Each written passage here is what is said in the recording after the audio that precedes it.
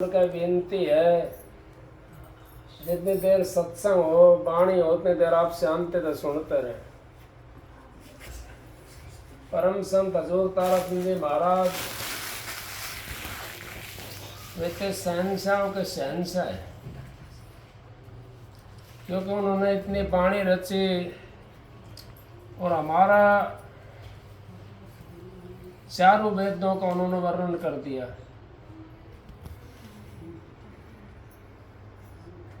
चार वेद छह शास्त्र में बात लिखी है दो, सुख दे सुख होते दुख दे दुख हो। अगर हम किसी को सुख देते हैं तो हमारे को सुख मिलना शुरू हो जाएगा। अगर हम किसी को दुख देते हैं तो फिर हम सुख की बाट कैसे देखें? सुख की बाट फिर हमने नहीं देखनी चाहिए। आप जितने आए हो सत्संग के अंदर, आप सत्संग में हम आते हैं, लेकिन हमारे को यही नहीं पता सत्संग क्या चीज का नाम है और कीर्तन किस चीज का नाम है और सांग और भजन किस चीज का नाम है। क्योंकि हम तो सब चीज को सत्संग कहने लग जाते हैं। सत्संग उसको कहते हैं जब इंसान वो दो बांस के ऊपर पड़ा हुआ होता है ना, और 10 आदमी जब उसके पास में जाते हैं तो उनका सबका ध्यान एक जगह होता है। वो सत के अंदर उनका ध्यान होता है।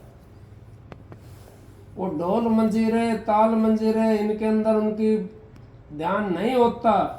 उसको ये रहता है कि ये जा रहा है, एक दिन हमने भी जाना पड़ेगा।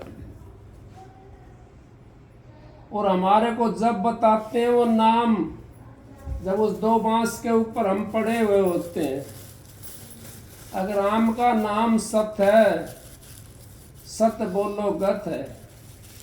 वैसे तो हम, आप पीठ फेर के मत बैठो जी, आप पीठ फेर के मत बैठो। वाणी सुनने को मिल रही है और सत की वाणी के अंदर आपका ध्यान एक जगह ही रहेगा। तो आप अगर भजन करोगे, भजन के अंदर भी आपका मन रुक नहीं पाएगा। आप किसी चीज की भक्ति करोगे, वहां पर भी आपका मन नहीं रुक पाएगा। और सत्संग के अंदर बोलने वाले के ऊपर ध्यान होता है और वो वाणी को सुनता रहता है जीव। तो सत्संग की महिमा इस करके बड़ी बताई है संत महात्माओं ने। हम सत्संग के अंदर आकर के और सत्संग को गौर से सुन लिया तो हमारी 21 जन्म तो वैसे ही कट जाते हैं बिना भक्ति के। और सत्संग सुन करके अगर उसके ऊपर अमल कर लिया तो 101 पीढ़ी तिर जाती हैं। और सत्संग सुन करके अगर हम ध्यान भजन में बैठ गए तो हमारी कोटिन युगों से हमारी जो पीढ़ियां जो नरक में गई हुई हैं उनको भी हम बाहर काट सकते हैं सत्संग से आई टलाए बलाए, जो दंड सूढ़ी का वो सूढ़ में टल जाए।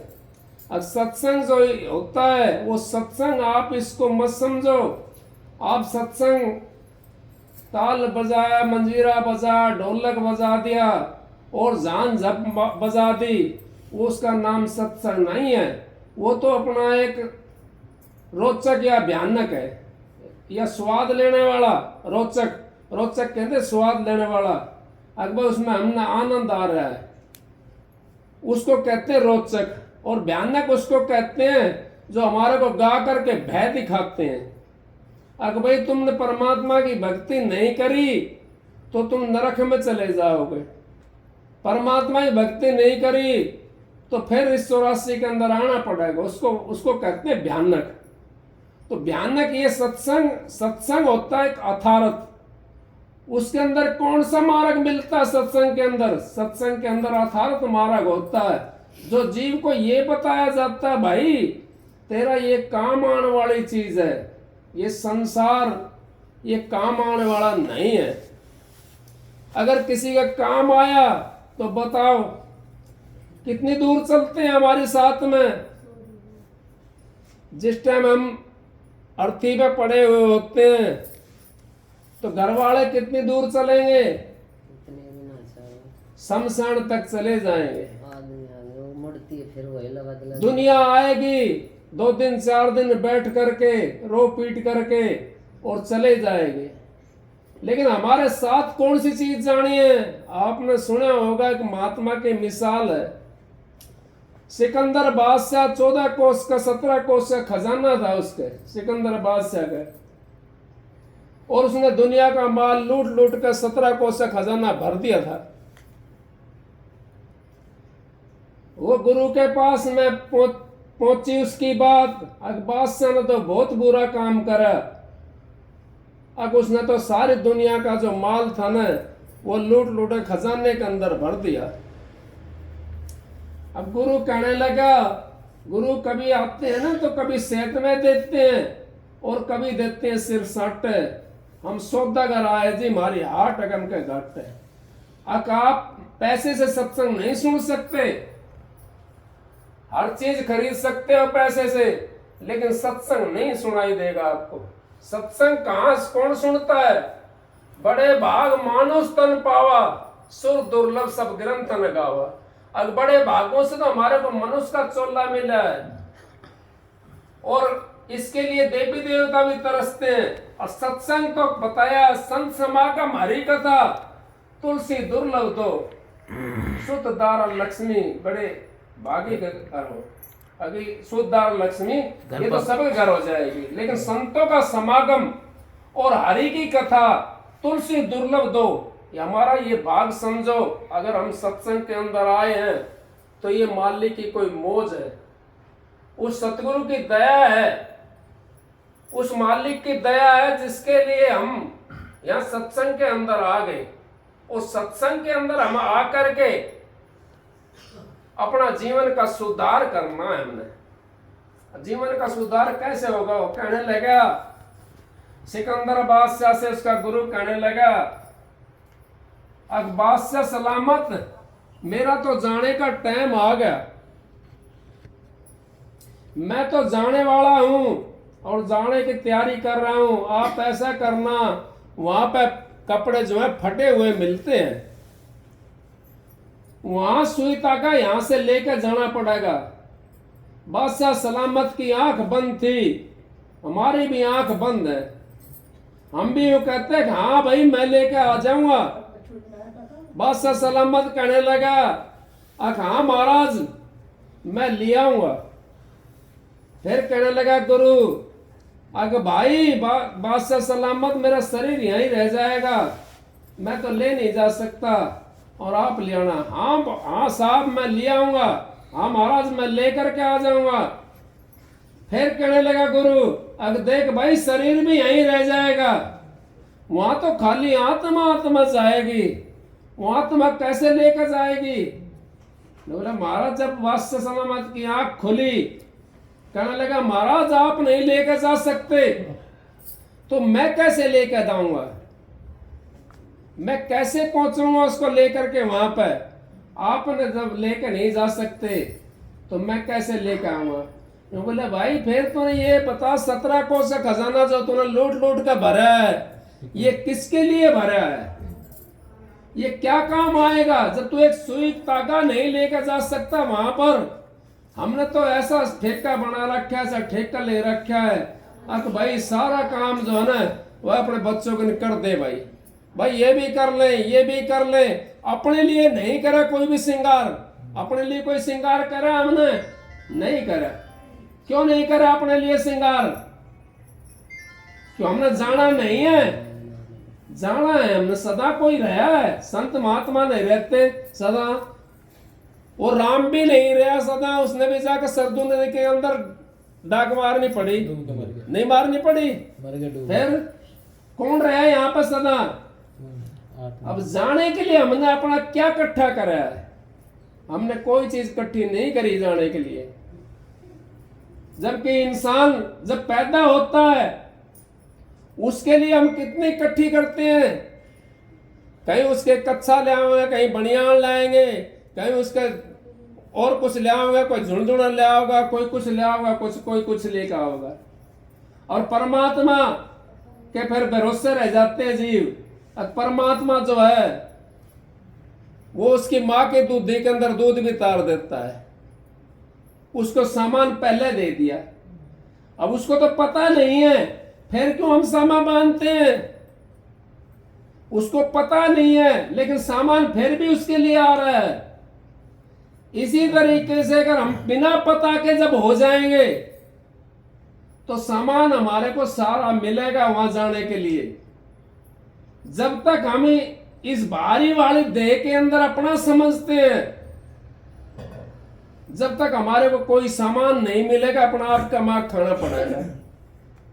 जैसे कोई बच्चा छोटा होता है, वो घुटने में चलता है, और जब वो खड़ा होने की कोशिश करता है, कोई और बैठा होता है उसके पास में, तो कहेगा डूडू डूडू खड़ा हो जाए, उसका हाथ लगा कर उसको उठा देता है। और जब खड़ा होना सीख जाता है फिर कोई उठाता है? कोई नहीं उठाता उसको। हमने उस बच्चे की तरह रहना चाहिए जैसे वो अनजान बच्चा है। अब वो तो उसी को खाली एक चीज का ही है, बस खाली खाया और अपना सो गया, या उस चीज को अपना देखता रहता है जो परमात्मा ने उसके लिए दी है, जो बुद्धि दी है, या उसको कोई विचार दिया है, या कोई चालना दिया है, उसको अपना देखता रहता है वो। इसी तरीके से हम तो दूसरी चीजों में फंस जाते हैं। अपने आप लीप लिया दीवार के ऊपर और अपना आप उसके ऊपर अगोई काट ली और उसके सामने बैठ करके नु मेरा पोता होना चाहिए, मेरा पोता होना चाहिए। तो बुजुर्ग क्या कहते हैं हमारे? बुजुर्ग क्यों कहते हैं कि आप पे लीपर, आप पे पोता, आप पे खाड़ ले खोई, और बेटा पर से बेटा पोता मांगा है, कल रांड तेरी खोई। अब तो भीत का ऊपर से मांग रही है, अब अपना आप काट लिया, लेकिन हमारा विश्वास है अब भाई भीत के ऊपर काट करके हम उसी से मांगना शुरू कर देते हैं। और उसको अगर जिंदे से किसी से मांगना शुरू करें तो जिंदा नहीं देगा, अपने हाथ से हम काट रहे हैं, जबकि वो भगत भी नहीं है। समझो कहां की बात है ये। वो भगत भी नहीं है, पीर भी नहीं है, पैगंबर भी नहीं है, वे तो एक साधारण इंसान है। वो अपने हाथ से काट करके उसी के सामने मांग रहा है। और किसी सामर्थ के सामने अगर आप मांगोगे तो क्या नहीं मिलेगा? मिलेगा। अगर किसी पत्थर से हम जाकर मांगने लग जाए, क्या दे देगा वो हमारे को? वो कुछ नहीं दे सकता। सामर्थ से मांगो, जिंदे जागते से मांगो। हमारे लिए संत महात्मा इतने संसार के अंदर आए हुए हैं। मैं तो सुनी थी बातें कि बलवाड़ी वाला बाबा था और इनके प्रकाश रे घर में किसी ने वो खिचड़ी बनाई थी, वो राबड़ी बनाई, हांडी चढ़ा दी राबड़ी बनाने के लिए। वो बनते बनते जब बनने को शुरू हुई जब वो राबड़ी, तो हांडी फूट गई। अब वो बुढ़िया थी बेचारी, हांडी कहाँ से ले आवे, सारा कुंबा भूखा मरता।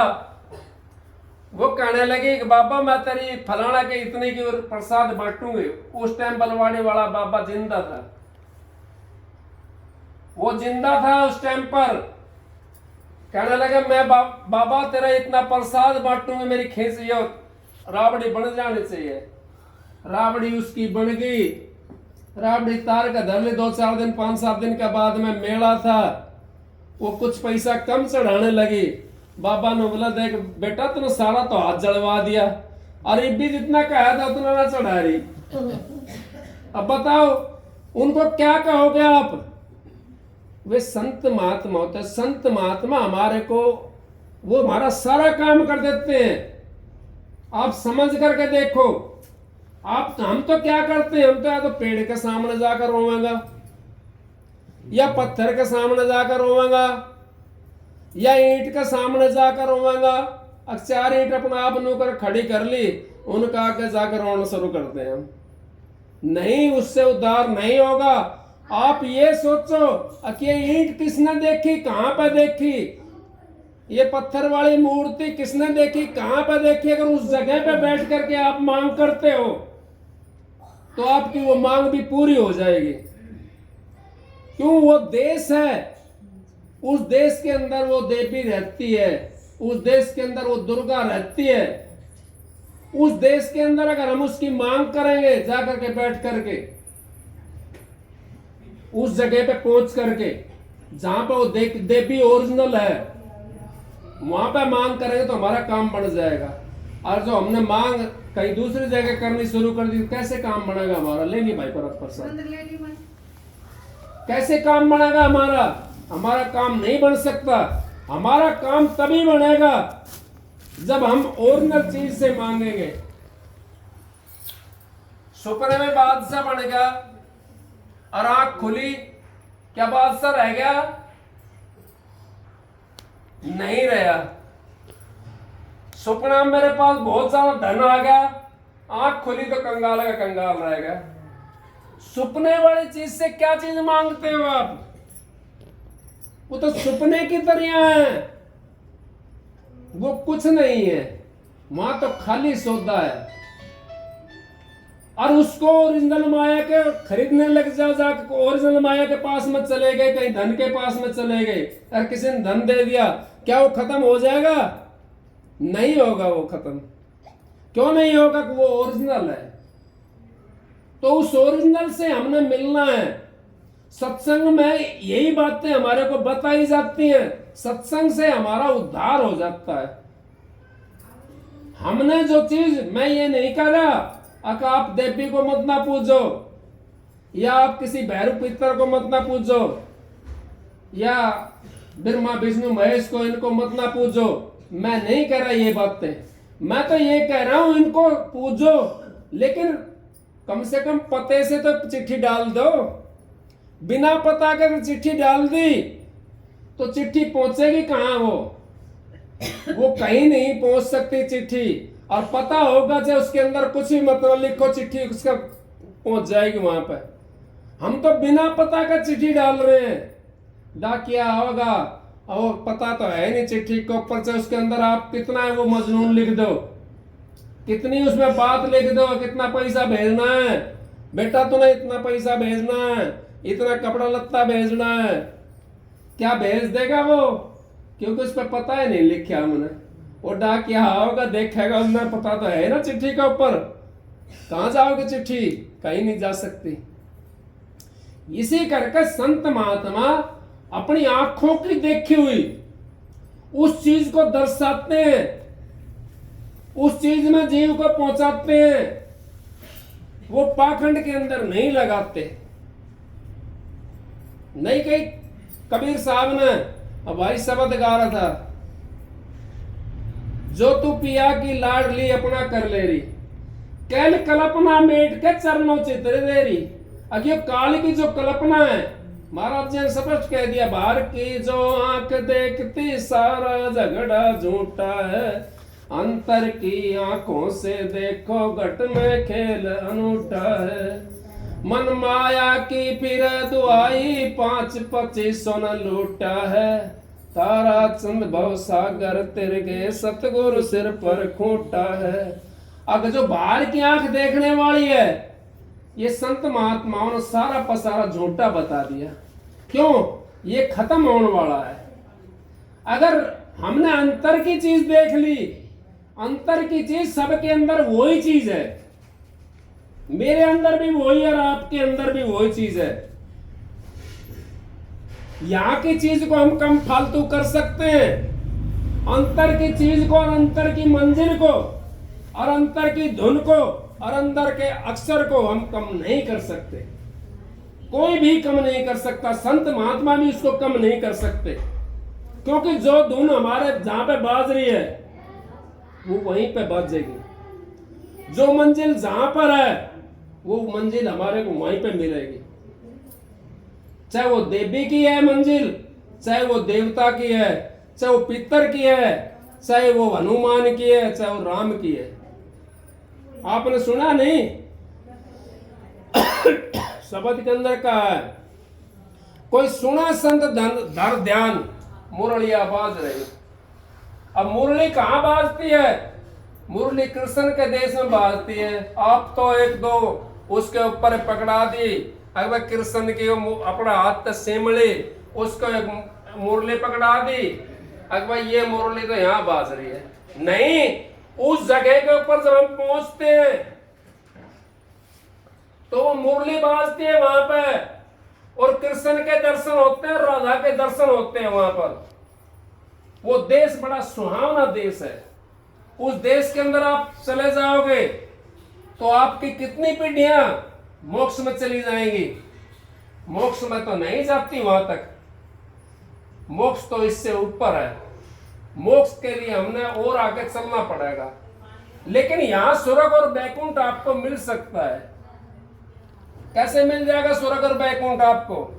इस तरीके से मिल सकता है, अब किसी मानस में घने सारे पैसे मिल जाए और कमाता है नहीं वो, और वो खर्चा करेगा तो कदे न कदे कम तो हो, खत्म तो होएगा वे।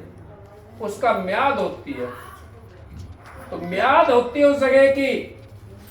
उस जगह पे हम पहुंच जाएंगे तो उतना टाइम उसके अंदर हमने बिता करके फिर हमने दोबारा फिर जन्म लेकर के सृष्टि के ऊपर फिर दोबारा से आना पड़ेगा, और फिर अपना भोग भोग करके हम फिर वापस जाएंगे, फिर 84 के अंदर चले जाएंगे। और संत महात्मा तो 84 से जीव को काटते हैं। कैसे काटते हैं? नाम लिया जिन्हें सब किया, योग यज्ञ आचार तीर्थ व्रत परशुराम सभी नाम की लार। अब सारी नाम की लार बता दिया। कैसे बता दिया नाम की लार? जब अंतर के अंदर हम चलते हैं तो ये पसारा बाहर कैसे आया है आपने देखा होगा। अंतर के अंदर जब हम चलते हैं तो हमारे को ये पसारा, ये सारा हमने बाहर भ्रमण करने की जरूरत नहीं है। अंतर बैठे बैठे सारी चीज को देख सकते हैं, सारे देशों में जा सकते हैं। सारा ब्रह्मांड का जो है अपने इस अंतर के अंदर रचा हुआ है। अब उसके अंदर आप बैठ करके नहीं कहिए संतन के हित होते सबके घट की बात, और घट घट देखे अलग को पूछे जात ना पात। अब वो तो घट घट उस मालिक को देखते हैं। अंदर आ जाओ बेटा, इधर अंदर आ जाओ, इधर जगह बहुत है। आके उस मालिक का उसको आप देखोगे उस रूप को, तो आपका जो है ना मुक्ति के अंदर अब साझा हो जाएगा। उस मुक्ति पद में आपकी सुर चली जाएगी तो आपको फिर वहां से आना नहीं पड़ेगा, बार बार नहीं आना पड़ेगा। एक जन्म में पीड़ा इतनी होती है जितनी बिच्छू डंक मारे कई हजारा। एक जन्म के अंदर आपने तो पता है, आप तो बुजुर्ग हो, आप पहले से आए हो, हमारे से तो बहुत दिन पहले से आए हुए। कितना दुख झेले हैं और फिर सुख भी झेल लिया है। एक साहूकार था, उसका टोटा आ गया। कहने लगा, आकर के थक करके बैठ गया शाम को। तो छोरा की घरवाली वो चतुर थी थोड़ी, वो किसी गुरु के पास से नाम लिया हुआ था उसने। अब साहूकार ऐसे माथा पकड़ करके बैठ गया, कहने लगा, आज रोटी नहीं खाऊंगा मैं। वो लड़के की बहू थी, वो कहने लगी, पिताजी क्या बात हुई? अब कुछ नहीं, आज मेरे को भूख नहीं है। लेकिन उसने अपनी बात को नहीं बताया, टोटा आ गया उसके। फिर दोबारा कहने लगी वो, अब पिताजी क्या बात है? आज तो कोई ना कोई जरूर बात है।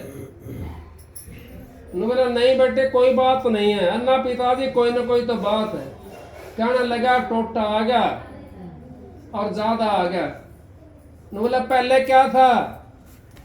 पहले हमारे पास कंगाली सी थी थोड़ी सी, फिर दोबारा आगे कैसे बढ़े, अब फिर थोड़ा धन हो गया, फिर भगवान हो गए, फिर आगे फिर क्या होया, अब फिर कम हो गए, अब फिर क्या हुआ, फिर टोटा आ गया।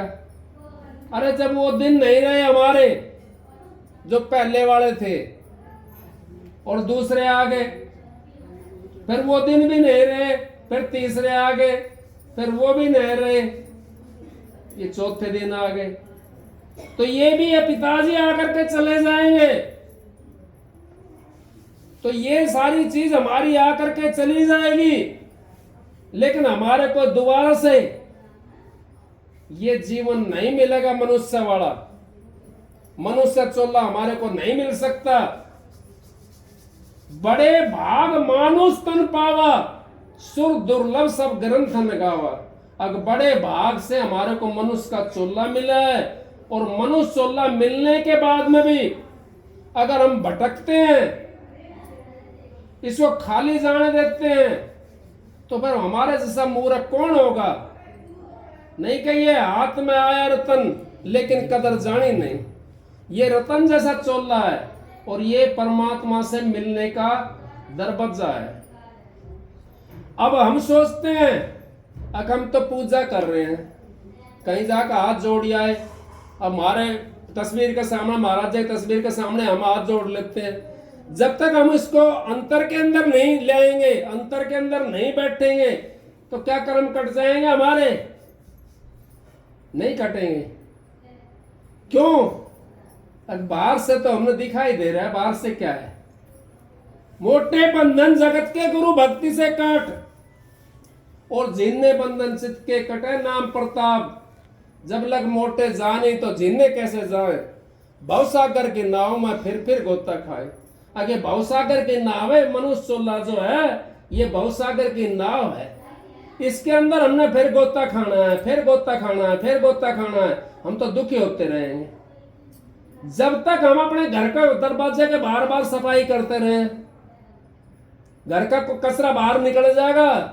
नहीं निकल सकता जब तक दरवाजा हम खोलेंगे नहीं अपना घर का। तो कचरे को कैसे, गंद को बाहर काटेंगे? गंद को तभी बाहर काट सकते हैं, हमारा तो युगों से ये दरवाजा बंद है। कितने युग हो गए हमने आते आते संसार में। लक्ष्मी पंडित ने कह दिया है अख नाक में दम आ गया, हम तो मरते मरते हार गए। और बीत कलयुग 4 गए, 4 कलयुग बीत गया, और नाक में दम आ गया, मरते मरते हार गए। अगर मरता मरता हार लिया हम तो, लेकिन अंदर को दरवाजा हमारा नहीं खुले। अंदर को दरवाजा जब तक हमारा खुलेगा नहीं, जब तक हम उस परमात्मा से नहीं मिल सकते। क्यों? अंदर में हमारे इतना गंद भरा हुआ है। 4-5 तो इसके अंदर इतना जालिम लगे हुए हैं। सुबह भी सत्संग इसी बात पर था ना, 5 काम क्रोध मोह लोभ अहंकार, 5 हमारे इतने जालिम लगे हुए इसके अंदर। अकेले कचरा भर रखा ठोक ठोक करके। कहीं काम के विषय में भागे डोलते हैं, कहीं मोह के विषय में भागे डोलते हैं, कहीं लोभ के विषय में। लोभ के विषय में कैसे? तो भाई साहब बुरा ना मान जियो, अभी किसी के सगाई हो तो 2 घंटा पहले जाकर बैठ जाएगा सगाई के ऊपर। अच्छा, किसी का सिक्का आ रहा हो तो 2 घंटे पहले जाकर बैठ जाएगा। और सत्संग में 10 मिनट पहले आकर नहीं बैठ सकता इंसान, क्योंकि सत्संग तो एक ऐसी चीज है जिसको हम अगर इसको लुभाएं, इसको करें, तो ये हमारे काम आने वाली चीज है। अगर सत्संग को हमने समझ लिया, और सत्संग किसका नाम है, तो हमने भक्ति करने की जरूरत नहीं है। भक्ति करने की जरूरत नहीं है। सत्संग नाम है सत्य का। अब हमने इस सत्य को अपना लिया और झूठ को छोड़ दिया, शरीर के अंदर से निकाल दिया झूठ को, तो हमारा तो भांडा पवित्र हो गया। फिर सीने का दूध गालो इसके अंदर, और से मालिक का नाम गालो। कोई भी चीज आप इसके अंदर गाल सकते हो। फिर आपके पास सारी चीज विराजमान होगी। कौन सी चीज? तेल भी हमारे पास है, और दीपक भी हमारे पास है, बत्ती भी हमारे पास है। उसमें कौन चीज लगानी है? उसमें एक माचिस की तिल्ली लगानी है। और माचिस की तिल्ली कौन सी है? वो नाम है। वो नाम हमारे को उस जगह ले जाएगा। और जब हमारा भांडा पवित्र हो गया, तो फिर हमने क्या करना है? उसमें नाम सुमरना है। और कहीं जाने की जरूरत नहीं, ना तो रोटी छोड़ने की जरूरत, ना चारपाई छोड़ने की जरूरत, ना कोई और चीज छोड़ने की जरूरत। हाँ, बैठे कर्म छोड़ने की जरूरत है, फिर हम भक्ति बैठ करके आराम से कर सकते। चारपाई पे कहिए कबीर साहब ने, बैठे उठत खड़े उतरने, क्या कबीर हम उसी ठिकाने, हम तो उसी ठिकाने रहते हैं। उस परमात्मा की भक्ति के लिए अपने घर की इस दरवाजे को खोल करके इसके अंदर झाड़ू लगाना शुरू करो। उस मालिक का नाम लेकर के आप झाड़ू लगाओगे तो आज कल आहिस्ता आहिस्ता करके सारा गंद बाहर निकल जाएगा और पवित्रता आ जाएगी। संत महात्माओं के हम चरण बाज के क्यों लेते हैं? उनके पास में ऐसी कौन सी चीज है? कोई महल भी नहीं है, कोई अटारी भी नहीं है, कोई छतरी भी नहीं है, कोई गाड़ी घोड़ा भी नहीं है, फिर भी उनके चरणों में जाकर पड़ते हैं और चरण की धूल लेते हैं। अब उन्होंने वो काम कर लिया, अपने भांडे को पवित्र कर लिया। राम नाम के लेती होत पाप का नाश, जो चिंगारिया की पड़े पुरानी घास। अब राम का नाम इतना पवित्र है, अब उस किसी के पास में भी जब वो राम का नाम आ जाएगा और उसका हमने सुमरण करना शुरू कर दिया तो हमारे सारे मित्र बढ़ जाते हैं, दुश्मन कोई भी नहीं रहता। और जो दुश्मन रहते हैं उनके फिर बंदूक वाले भी रहते हैं, जिनके दुश्मन है उनके फिर बंदूक वाले भी रहेंगे। कबीर साहब ने कोई बंदूक वाला रखा था? नहीं रखा। नानक साहब ने रखा था? नहीं रखा। नारायणदास ने रखा? किसी ने नहीं रखा। क्यों नहीं रखा उन्होंने? अब उन्होंने उस चीज का भय नहीं था और ना उनको कोई मार सकता था। संत जहां तो आपसे और ना जावा राम का बाप से, या तो अपने आप से जाते हैं संत और राम का बाप से भी नहीं जाते। क्यों नहीं जाते? उनको भय नहीं रहता, वो भयवान खत्म हो जाते हैं। अब मैं कई दफा ये बातें कहता हूं, रात में डर लगता है। रात में क्यों लगता डर? रात में इस करके डर लगता है हमारे को, रात में अंधेरा होता है और दिन में डर नहीं लगता। क्यों नहीं लगता? दिन में चालना हो जाता है। रात को अगर अंधेरे में जाना पड़ेगा तो दूसरा आदमी साथ लेना पड़ेगा और दिन में अकेला आदमी भागा ढोलता है। तो संतों के पास में तो 24 घंटे दिन होता है, उनको तो भय का काम ही नहीं। भय तो हमारे जैसे संसारियों में होता है जो अंधेरे के अंदर रहते हैं।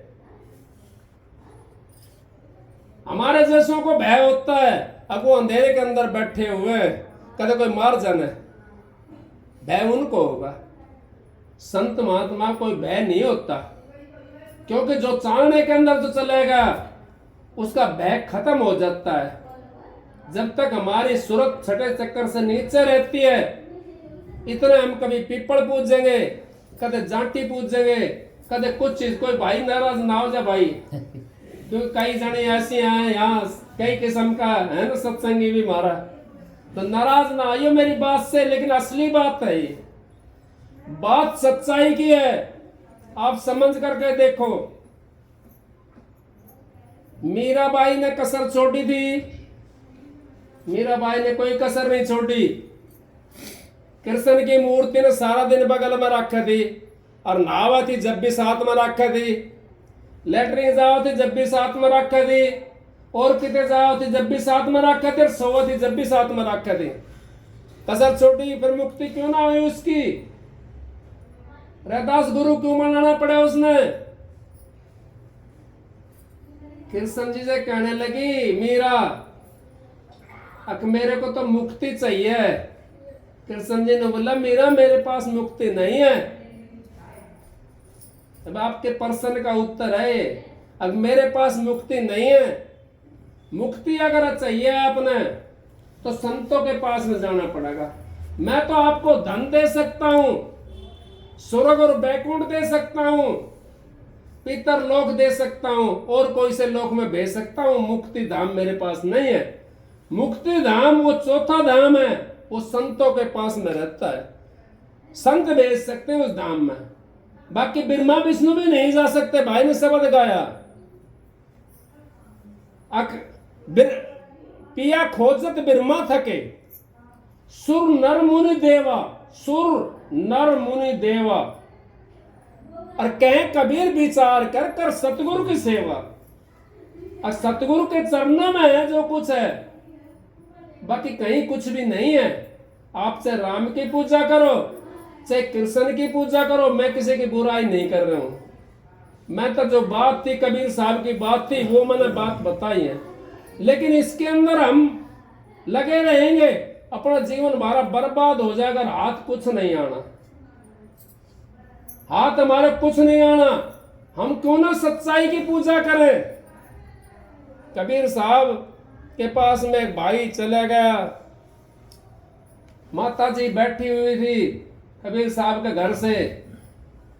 भाई कहने लगा, मन तो कबीर साहब का दर्शन करना है और मैं तो दर्शन के लिए आया हूं और मेरे पास टाइम भी कम है। बोला भाई, माता जी कहने लगी, भाई कबीर साहब तो अभी किसी 10 संस्कार पे गए हैं। 10 संस्कार पे गए तो वैसे यूं भी नहीं पूछ सकता भाई कबीर साहब कौन से हैं, क्योंकि वहां तो कोई किसी से बोलता ही नहीं है। अब तो बोलने लगे हमारे यहाँ का, तो अभी कई जगह ऐसी है वहां बोलते नहीं, जब तक संस्कार नहीं कर देते जब उससे पहले नहीं बोलते एक दूसरा से दूसरा, कोई नहीं बोलता। हमारे यहाँ तो बोलने लगे। फिर कहने लगे, अब माता जी मेरे को कैसे पता पड़ेगा अब कबीर साहब ये हैं। माता जी कहने लगी, अब कबीर साहब के सिर पर ताज होगा। अच्छा माता जी ठीक है, मैं जाता हूँ, कितनी दूर है, कौन सी जगह है, बता दिया भाई ऐसे चला जाए यहाँ के। अगर पूछ लियो किसी शमशान कहाँ पर, शमशान भूमि में कबीर साहब थे वहां पे। तब शमशान के अंदर बढ़ा तो सबके सिर के ऊपर ताज दिखाई दे रहे। अब किसको कबीर साहब कहे, क्योंकि वही चीज हमारे को, वही सुरती, जैसे हम शमशान के अंदर जाकर के हमारा ध्यान होता है, इसी तरीके से हमारे को उस जगह क्या होता है, उस जगह हमारे को ये रहता है कि हमने भी एक दिन आना है यहाँ पे, हम भी आएंगे यहीं पर, हमने भी जाना है भाई। ये हमारी वृत्ति होती है उस जगह पे। तो उसका ताज सबके सिर पे था, वो वापिस आ गया, वापिस आ गया। फिर कहने लगा, माता जी मैं तो जल्दी जाना था और मेरे को तो सारे वहां ताज दिखाई दे रहे हैं सबके सिर के ऊपर। जो सबकी वृत्ति जो थी ना ऊपर, छठे चक्कर से ऊपर थी उनके बेटे सबकी। कहने लगी, भाई एक काम करना, तो 5 मिनट वहां बैठ जाना, और जब वो शमशान से बाहर निकले ना, जब देखना जिसके सिर पर ताज है वो कबीर साहब। अब शमशान से किसी ने वो अंदर से लेकर के चला, कुछ किसका तो वहां खत्म हो लिया, कुछ थोड़ा सा और आगे चला, गेट से बाहर निकलते सबका खत्म होगा। किसी ने तो न्यार की लगी, अब न्यार गिरना नांग रहा गया, किसी ने दूध का ढंग की लगी, किसी ने कुछ और किसी ने कुछ, किसी ने काम धंधे की लगी, किसी ने और कोई काम की लगी। सबकी जो थी ना वृत्ति नीचे उतर आई और उतार सबका खत्म हो गया, प्रकाश सबका खत्म हो गया, वहां से खत्म हो गया। कबीर साहब के सिर पे रह गए। एक बैठे तो उठत, खड़े उतरने, क्या कबीर हम उसी ठिकाने।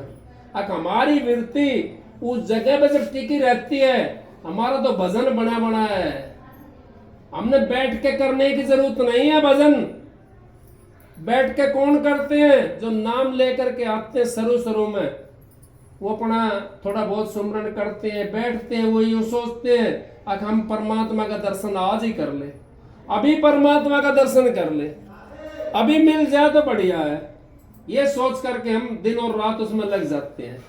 लेकिन हमने उस जगह पे जब हमारी वृत्ति साफ हो जाती है, हमारी कबीर साहब की तरह, उस शमशान की तरह जब हमारी वृत्ति एकसार हो जाती है, तो हमारे सिर पर हमेशा ताज रहता है। कौन सा ताज? वो गुरु का ताज रहता है। तो गुरु का जो नाम है वो हमारे ऊपर होता है और वो हमारी पल पल रक्षा करता है। गुरु का नाम, उस नाम को ही हमने साध कर रखना है। पतिव्रता स्त्री है, वो क्या पति को आरती तारती है बैठ करके, नहीं, पतिव्रता स्त्री पति की आरती नहीं तारती कभी भी। वो क्या करती है, वो खाली याद रखती है, अब मेरे पति से अलावा मेरे लिए सब मिट्टी है, मेरे लिए सारी चीज मिथ्या है, मेरा पति मेरे लिए सर्व है, बस ये ख्याल रखती है। और वो ख्याल उसको वहां पर पहुंचाता है। वो ब्रह्मा विष्णु महेश जिनकी आप पूजा करते हो, जिनका आप वो करते हो, राधा स्वामी, उनका जब आप वो करते हो, पूजा करते हो, तो आपको वो लगता है अग भाई हम तो इनकी पूजा कर रहे हैं, लेकिन वो आपका ख्याल उस जगह पे नहीं है। माता अनसुईया ने ब्रह्मा विष्णु महेश को 6 महीने का बना दिया। किसके कारण बना दिया? उसने किसी की भक्ति करी थी? किसी राम की भक्ति करी थी, या विष्णु की भक्ति करी थी, या शिव जी की भक्ति करी थी? नहीं करी किसी की भक्ति। उसने खाली अपने पति की भक्ति के अलावा, पति परमेश्वर नहीं होता है, पति परमेश्वर से बड़ा होता है। परमेश्वर जो होगा वो तो पिता हो जाता है।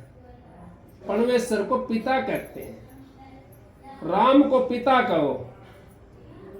पति गुरु नहीं हो सकता और परमेश्वर नहीं हो सकता, परमेश्वर से बड़ा हो सकता है पति। अगर अपने पति को ब्रह्मा विष्णु महेश समझते हैं हम, अब उनसे बड़ा समझो अपने पति को। माता अनुसैया 6 महीने के बना दिए, पालने में लिटा दिए। क्यों लिटा दिए? कौन शक्ति थी उनके पास में? किसी की भक्ति नहीं करी उन्होंने तो, लेकिन उनके पास में वो अपने पति वाली शक्ति थी, उसकी बल से और 6 महीने के बना दिए। वो 6 महीने के पालने में लौटा दिए। कहने लगे देख लो अपना ले जाओ, संभाल ले जाओ। नारद मुनि कहने लगा माता जी जाकर वहां लक्ष्मी में बैठी थी, पार्वती वगैरह, अपना में लिया पहचान के जाकर। अच्छा चलते हैं, देखा तो वो तो वे भी पतिव्रता कहे थी अपना आप ने। माता लक्ष्मी और सावित्री और वो पार्वती, ये सब अपना आप ने वो कहे थी पतिव्रता। लेकिन वह पतिव्रता की परीक्षा के लिए भेजे थे वहां पर ब्रह्मा विष्णु महेश। तो 6 महीने के बना के लिटा दिए। नोकल माता ले जाओ अपना निर्णय, संभाल लो। अब आए नारद मुनि, कहने लगा उनसे 3 देखा है तो कोई किसी का हाथ पतिव्रता दूसरा का हाथ नहीं लगाती। हम तो मनमा उसी की चारपाई पर जाकर बैठ जाते हैं, मनमा उसी का बिस्तर हम जाकर सो जाए। क्या हमारा पतिव्रत धर्म रह जाएगा या हमारा पुरुष धर्म रह जाएगा? नहीं रह सकता। हमने अपनी सेज पर रहना चाहिए, अपनी चारपाई पर रहना चाहिए, अपना बिस्तर पर रहना चाहिए। अगर कहीं बैठते हो जाकर के, किसी का बिस्तर के ऊपर जाकर के बैठते हो, आपने या तो मोड़ देना चाहिए उस बिस्तर को, या बिटला कर देना चाहिए, या उसमें बैठना नहीं चाहिए और कहीं बैठ जाना चाहिए। और माता जी कहने लगे, उसके एक दूसरे की तरफ ने देखे तीनों के तीनों, अगर हमारा पतिव्रत धर्म खंडन हो जाएगा। अगर एक किसी का हाथ लगा दिया, तीनों के एक शिकल बना दी। अब वो नारद खड़ा खड़ा हंस रहा वहां पर। नारद तक कहने लगे भाई बता कोई उपाय इसका। अक माता जी से विनती कर लो, सती अनुसुईया से। उससे विनती करी माता जी से, और फिर माता जी ने उसी रूप में करे। वो उनके अंदर जिनकी हम पूजा करते हैं उनकी बात कर रहा हूं मैं, जिनको हम भगवान मानते हैं। मैं भी मानता हूं भगवान, और भगवान है भी, ऐसी बात नहीं है। लेकिन मुक्ति नहीं है उनके पास में। उनके पास में 3 लोकों का राज है, 3 लोक के वे मालिक हैं। राज उनके पास में 3 लोक का है, लेकिन सतगुरु के पास में तो 4 लोक का राज है। महाराज जी कहते थे, अब 2 गुरु अपने शिष्य को 2 रोटी नहीं दे सकता, वो मुक्ति कैसे दे देगा? कैसे मिलेगी मुक्ति? जब हमारे 2 रोटी नहीं मिलेगी तो मुक्ति कहां से मिल जाएगी? लेकिन शिष्य में भी कमी होती है, उसको रोटी नहीं मिलती। अब गणकर कहता है भाई उसने नाम लिया था, वो ऐसे बर्बाद होगा, वो ऐसे बर्बाद होगा। उसने नाम के ऊपर कितने दिन चला वो? कड़वा नाम कुनैन है, डरता है बीमार, ताराचंद जो खाएगा उतरे तुरंत बुखार। जो इसको नाम को खा लेता है बुखार उसको उतरता है, नहीं तो बीमार डरता है। जो इसको खा लेगा नाम को, जो इस नाम में रम जाएगा, उसका तो बुखार उतरेगा, तीनों ताप उतरेगा उसका तो, और चौथा ताप उसको चढ़ जाएगा। अब उस धाम वाला ताप चढ़ जाएगा, उसको लगन लग जाएगी। जिसको नाम को जिसने रच लिया अपने अंदर में, नैनो की कर कोठड़ी है, और पुतली किस तरह है, पुतली पलक बिखार है, इस तरीका दे। लेकिन मैं कहता हूँ, महाराज जी कहते हैं आजा सतगुरु नैनन में और नैन झाँप लू तो ना मैं देखूं और को ना मैं देख लू तो। अब मेरे मालिक तू मेरे नैनों के अंदर बस जा, ना तो मैं किसी और को देखूं और ना मैं तेरे को देखने दूं किसी को। तू मेरे नैनों के अंदर बस जा, मैं तू मेरा है, मेरा बनकर रह जा। ऐसा अगर हमारा विचार होगा, हमने भक्ति करने की जरूरत नहीं है, बैठने की जरूरत नहीं है। क्यों बैठने की जरूरत नहीं होती? पतिव्रता बैठ करके भजन करती है? नहीं करती ना। फिर ब्रह्मा विष्णु 6 महीना का बना दिया उन्होंने। तो आप पतिव्रता नहीं बन सकते? बन सकते हो। आप भी ब्रह्मा विष्णु से आगे जा सकते हो। किस तरीके से? आप अपने गुरु को पूर्ण समझो और उनका नाम लेकर के वो नाम रटो, उनका बताए हुए रास्ते पे चलो, तो आपका काम बढ़ जाएगा। आप सारा काम अपना कर सकते हो। इसी तरीके से महाराज जी परम संत हजूर ताराचंद जी हमारे को यही शिक्षा, बार बार हमारे को यही बातें बताई उन्होंने। मैं किसी का खंडन नहीं करता। कोई ये सोच रहा है हमारा ये खंडन कर रहा है, मैं खंडन नहीं कर रहा। खूब पूजा करो, जाटी पूजो, पीपल पूजो, लेकिन उसको पूजने से पहले उसमें नू देखो कि हमारे को इससे फायदा क्या होया, इससे हमारी सूरत कहां चली गई, इससे हमारे विचार कैसे हुए, क्या इससे हमारे को अंदर में किसी चीज का दर्शन होया? नहीं होया। क्यों नहीं होया? अंदर की तरफ तो हमने ध्यान ही नहीं दिया। हमने तो बाहर दरवाजा के पास में झाड़ू लगाना शुरू कर दिया। बाहर दरवाजा गले सकेरे जाओ, घर तो खोलेगा जब वो परमात्मा दिखाई दे। घर का मालिक तो घर के अंदर बैठा हुआ है। इसी घर के अंदर स्त्री है और इसी के घर के अंदर उसका पति है, लेकिन मिलाप नहीं है दोनों का। इस घर के अंदर तो आत्मा बैठी हुई है और इसी घर के अंदर वो परमात्मा बैठा हुआ है, लेकिन हमारे को मिलाप नहीं हो रहा उसका। क्यों नहीं हो रहा? अगर हमारे कोई मिलाप करने वाला ही नहीं मिला, हमारे कोई बताने वाला ही नहीं मिला, तो भाई मिलाप कैसे होगा हमारे को? आपने यूं पता है, आप बिंदी क्यों लगाते हो? नहीं पता, कोई महत्व नहीं बता सकता इसका। बिंदी क्यों लगाई जाती है? बिंदी इस करके लगाई जाती है, अब जिसकी शादी हो जाती है, जिसको पति मिल जाता है, उसको बिंदी लगाती है। वो क्या कुंवारी कन्या बिंदी लगाती हुई देखी है आपने? नहीं देखी।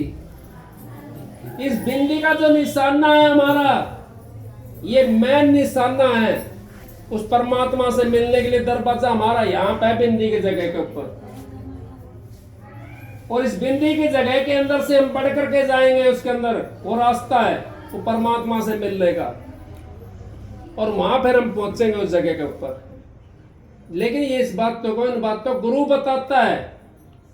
महाराज जी, मुंशी राम जी कहने लगे वहां पे मेरे को सारे जने झापर झापर करते थे। मुंशी राम कहने लगा, खबरदार कोई इसको जबर कहेगा तो इसका नाम है जबर सिंह। जबर सिंह कह रहे मुंशी राम महात्मा। मैं बोला जी महात्मा जी मैं तो जबर नहीं हूं, मैं तो जबर नहीं हूं। आज वो बात याद आती है मेरे को। महात्मा जी कहने लगे, तेरे को क्या पता तू जबर है क्या है, वो तो मेरे को पता है। फिर कहने लगा, बेटा एक मेरे को वचन दे। मैं बोला जी बताओ। मैं वचन देता हूं आप संतों के मुख से पर्दा नहीं हटाएगा। अब मुझे क्या पता था भाई ये तूने ये दिन देखना पड़ेगा। मैं यकीन करके बता रहा हूँ आपको, और जो बातें मेरे साथ में हुई है वो बता रहा हूँ। मगर महात्मा जी मैं पर्दा नहीं हटाऊंगा। तो वाक्य में उन्होंने मेरे लिए सोच करके क्या कहा था क्या नहीं, कोई चीज दिखाई देती होगी। मैं किसी का पर्दा नहीं हटाता हूँ, ना किसी की बात करता हूँ, ना किसी को बहकाता हूँ, किसी की बहकाता नहीं हूं मैं। अगर आप मेरे पास आओ, आपने अच्छा लगा सत्संग सुन लो, ना लगा अच्छा मत सुनो, कोई बात नहीं है। मैंने तो अपना काम करना है, तुम्हारा अपना काम है, तुम सुनो आपकी मर्जी, ना सुनो आपकी मर्जी। मैं तो यूं भी कहता हूं तुम्हारे पास 10 रुपए तुमने देने की जरूरत नहीं है, क्योंकि मेरे पास ना मालिक ने सब चीज की मौज कर रखी है, कोई दिक्कत नहीं है। मैंने 10 रुपए किसी की जरूरत नहीं है, और जो आप देते हो उसको तो मैं सीधा आश्रम में पहुंचाता हूं। मैं अपने तन के लिए यूज नहीं करता, क्योंकि मैं उस सतगुरु का शिष्य हूं। मेरा गुरु नु कहता था मेरे दोनों जेब जहर की भरी है, लेकिन मैं हाथ लगाऊंगा तभी तो मरूंगा, खाऊंगा तभी तो मरूंगा मैं। तो वही मेरा हिसाब है। अगर मैं तुम्हारे पैसे में और अपने 10, 100, 200, 500 रुपया मिला करके मैं तो वहां जा करके उसमें आश्रम में दे देता हूँ। अब उनकी मर्जी, उसको किसको किस यूज में करते हैं, मेरे को इससे कोई मतलब नहीं है। मैं तो गिनता भी नहीं हूँ उसको। वो तो उस दिन कहने लगी, बहन जी भाई इनको सीधा तो कर दे, तो इन पे करवा दिया। मैंने तो अपने हाथ से नहीं करे, ना तो मैंने हाथ लगाना ना मैंने पान लगाना। मैं तो 100-200 अपने पास से जो बनता है वो मैं आश्रम के अंदर पहुंचाता हूँ। मैं अपने लिए यूजिंग नहीं करता, ना मेरे को जरूरत। मैंने क्या करना है, मैंने 2 कपड़े पहनने हैं, एक 4 पाई की जगह करनी है मैंने, और मैंने क्या करना है, किसके लिए करूँगा। मैंने बतेरे दिन कमाया, खूब कमाया, और छुट्टी बोले कमाया, 12-12, 14-14 घंटे कमाया। अब नहीं कमा रहा मैं, अब अपने आराम से कमा दिया बतेरा, उसको आराम से अपने बैठ करके अपना काम करना है। मैं अपना काम कर रहा हूँ, अपना सामान इकट्ठा कर रहा हूँ। जिस दिन मेरा सामान इकट्ठा हो जाएगा उस दिन छोड़ के चले जाएंगे। अभी मेरा सामान इकट्ठा नहीं होया, इकट्ठा कर रहा हूँ, खिंडा पड़ा सारा सामान। और मैं आपको भी यही कहता हूँ, आप भी अपना सामान इकट्ठा करना शुरू करो, क्योंकि पता नहीं काल महाराज वो जैसे तोरण के ऊपर बीन खड़ा होता है ना, इस तरीके से काल महाराज हमारा सिराना खड़ा हुआ है। पता नहीं कब आकर नु कहते चल भाई। एक भाई था सुरंदर जैसा, ने बोले भाई महाराज, काल महाराज की उसकी यारी थी। ने बोला महाराज जब मुझे लेने के ना आओ तो बता दिए। ने बोला ठीक है भाई बता दूंगा। अब वो कुछ टाइम पीछे आ गया लेने के लिए। ने बोला भाई महाराज तू तो बड़ा अन्यायी है, तो बताई कौन ना तुम तो। ने बोला देख भाई मुन तो तेरे दो संदेशा 4 गे रहा, 4 चिट्ठी डाली तेरे दो रहा, और तो दुनिया के ना बताओ तो हांडो। तो खुद नहीं समझे उस बात को। मुन तो तेरे पास 4 चिट्ठी डाली थी, और फिर भी ना समझो भाई मैं क्या करूं, मैं तो आगे लेने के लिए। 4 चिट्ठी कौन सी डाल दी। ने बोला पहले चिट्ठी डाली, अब बाल सफेद होने लगा, और क्या भाई मेरा बाल सफेद हो गया, एक चरण की तैयारी, बुढ़ापा आ गया, बुढ़ापा आ गया। फिर दूसरी चिट्ठी कौन सी डाली, अग भाई कान्ना देवी कम सुनना होगा। अब तीसरी चिट्ठी कौन सी डाली, आखा देवी कम दिखने लगे। चौथी कौन सी डाली, गोड्डा को राम लेकर दांत भी टूट गया। और कहीं बता तो डोलेगा भाई, ले तो भाई गोड्डे को राम भी लिखड़ेगा और भाई कुछ खाए पिए भी ना जावे। और है कि बताओ तो डोले भाई, पर तूने अपना आप नहीं समझो। ए भाई मैं आगे लेने के नहीं आ, हाँ ये कौन बचावे को। हम भी इसी तरीके से मार खा जाए, अपना सामान आहिस्ता आहिस्ता करके दो पैसा करके, दो पैसा करके, एक पैसा करके आप इतना भारी बना लो, इतना वजन कर लो उसका माए। आप काल महाराज भी आओगे लेने के लिए, वो भी डर रहा है, इतना भारी बना ले उसने। हड़का मन ना रहा, हड़का ने कोई पकड़ के ले जा था कि गाने अगला भाई चल खड़ा करके, भाई खड़े हो भाई चल, और भारी हो। दूसरे ने पता पड़ा भाई इसके पीछे 10-5 आदमी बैठे हैं, इधर ठाक ले जाएगा तो जबरदस्ती कैतरे बात बनाएंगे। इसके पीछे भारी है, प्रधानमंत्री का छोरों को पकड़ के ले आओ ना, मुख्यमंत्री का पकड़ कर ले आओ। पुलिस भी कई दिन चक्कर काटता है, क्यों काटता है? अगर वो भारी है तो वो भारी बनो तुम, अपने 10 मिनट 5 मिनट वो भजन में लगाया करो, उस परमात्मा की भक्ति करो, अपने लिए वो जाएगा। मेरे को एक मिसाल और याद आ गई। एक ने तोता पाल लिया, तोता पाल लिया, उसको राम राम सिखा दिया तोता को, और दरवाजे मान दिया आता जाता कि ना राम राम करा है तोता, राम राम है राम राम। एक दिन बिल्ली आ गई, बिल्ली आ गई तो बिल्ली ने देखा वो तोता आया, झपट्टी मारी उसने बिल्ली का ऊपर, तोता के ऊपर।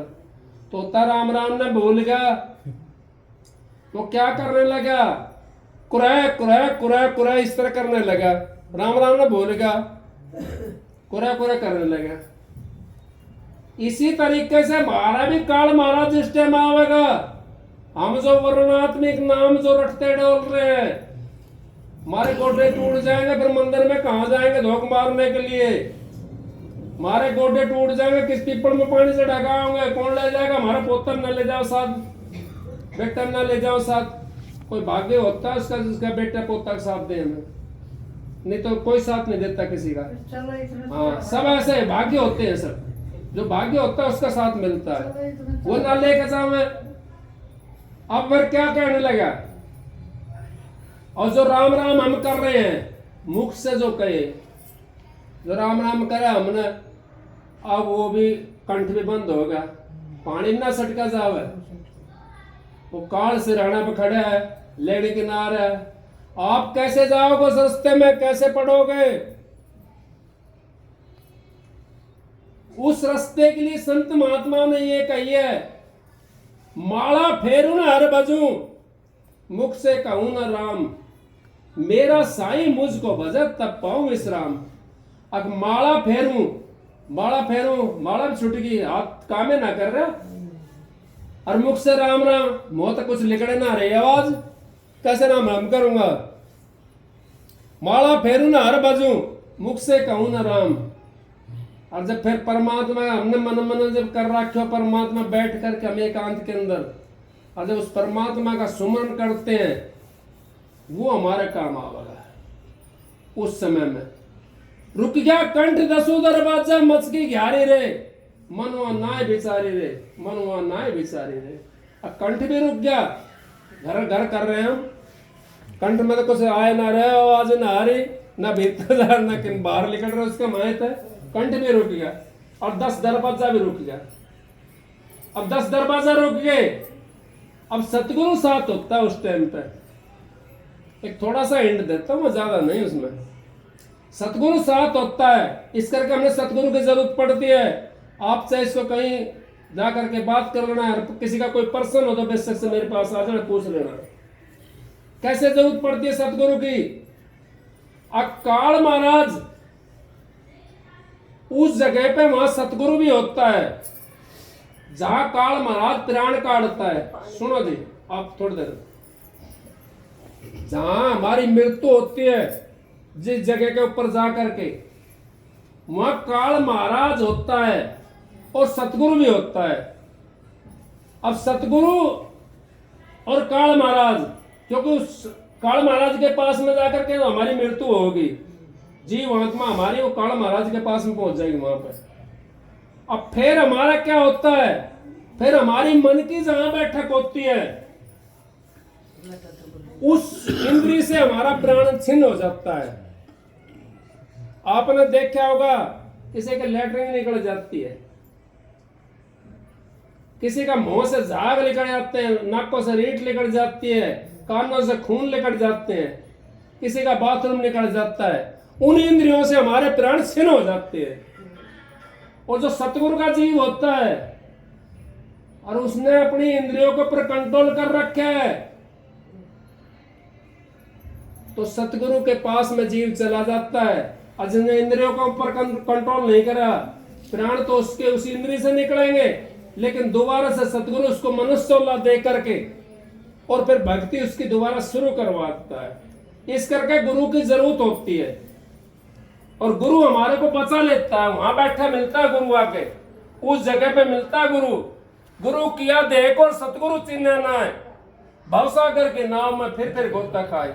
अब गुरु तो हमने बना लिया, लेकिन सतगुरु तो नहीं चिन्ह, वो अंदर वाला तो नहीं चिन्ह, उससे तो मिले नहीं जा करके। करत करत अभ्यास के जड़ मत हो सुजान, रसरी आवत जात है सिद्ध पर करने सा।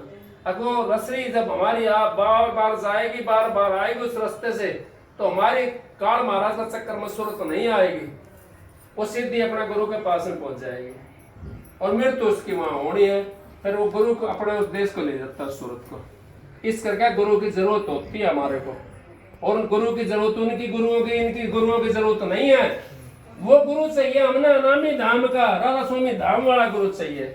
ये छोटे गुरु तो बहुत है, माँ भी गुरु है, पड़ोसी भी गुरु है। हमारे को आंगली पकड़ के चलना सिखाता है, पड़ोसी नहीं सिखाता है। कि छोटा बच्चा हो और वो रो रहा हो, पड़ोसी ठा करके उसको सारा पूछ देगा, उसको खड़ा करके उसके घर को छोड़ देगा। माँ बहन नहीं छोड़ती हमारे को। माँ बहन भी रोटी खाने सिखावे, कोई कुछ सिखावे, कोई कुछ सिखावे। वे भी हमारे गुरु हैं।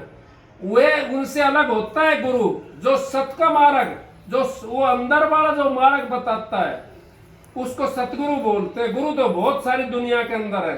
पहली का मास्टर भी पढ़ावा और 15वीं का पढ़ावा है तो मास्टर ही। लेकिन वो कहेगा हमने तो पहली वाला भाई, हमने तो गुरु बना रखा, हम तो 15वीं वाला तो ना पढ़े। अरे भाई 15वीं क्लास में जाना तो पढ़ना पड़ेगा, और हमने पहली में रहना है तो मर्जी है, फिर पहली दौरा रहो। कोई 5वीं का दौरा चला जाए, कोई पहली का दौरा चला जाए, कोई 10वीं का दौरा चला जाए, कोई बीए फाइनल कर ले। लेकिन गुरु अलग अलग होते हैं।